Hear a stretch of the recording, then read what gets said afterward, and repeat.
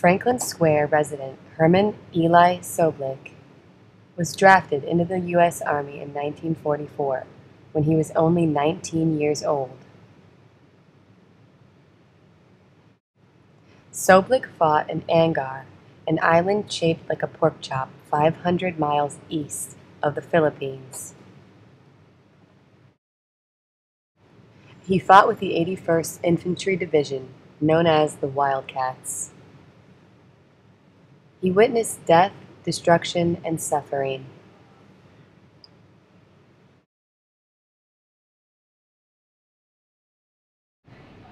Soblick sat down with the Herald to tell some of his World War II stories.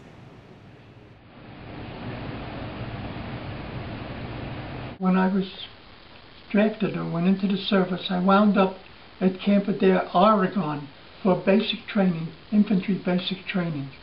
And after basic training, I went down to San Luis Obispo, California. The division I was with at the time, the 70th Infantry Trailblazer Division, they split up and they went to Fort Leonard Wood, Missouri, with only a small group. The officers and non-coms became a cadre there, and they wound up going to Fort Leonard Wood, and then they went into Europe, the European theater. The division at that time broke up, and I wound up with the Wildcats. Other people wound up with other divisions and wound up in Europe. My oldest brother wound up in Africa with the 1st Infantry Division. And my older brother, who was between Sam and me, he wound up with a quartermaster outfit and wound up in the invasion at D-Day. My younger brother, Ben, wound up as a replacement for the 99th Division, and he wound up in the Battle of the Bulge, which was the last push for the German army.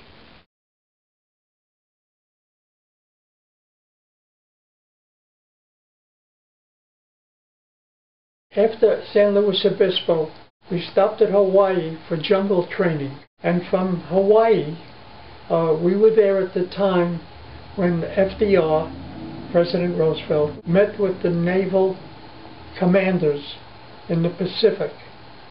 FDR and the naval commanders were touring the island. I was assigned at that time. I wasn't on the guard, so to speak. I was there for loading the ships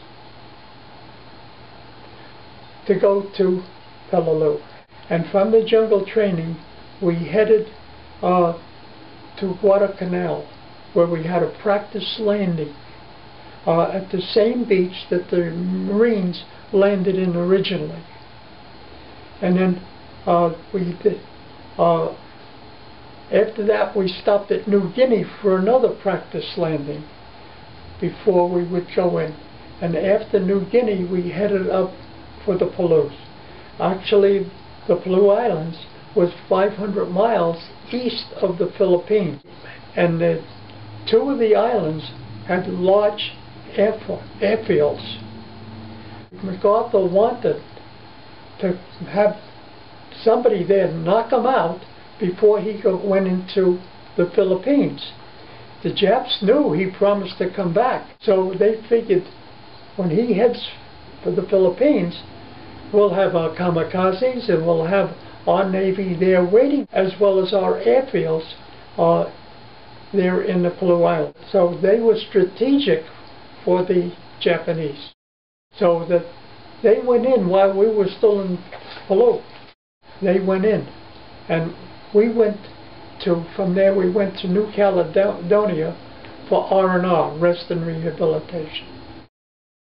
From there we headed to the Philippines. And from there we were waiting. They had already planned the invasion of Japan.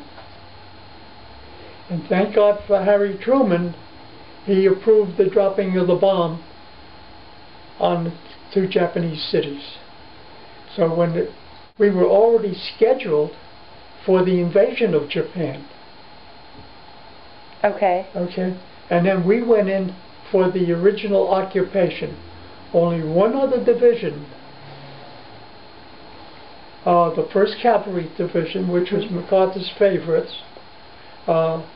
He was an Army man, so he wasn't concerned about the Marines. So the 1st Cavalry Division went in, and his honor guard went in.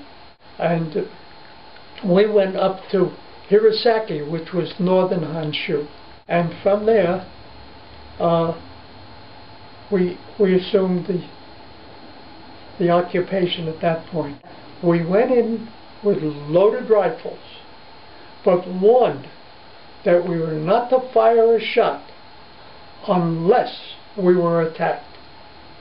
And as we landed there on the beach there on Honshu, and we paraded through the town of Hirosaki, you could see curtains moving for the people in their homes, wondering what was going to happen to them.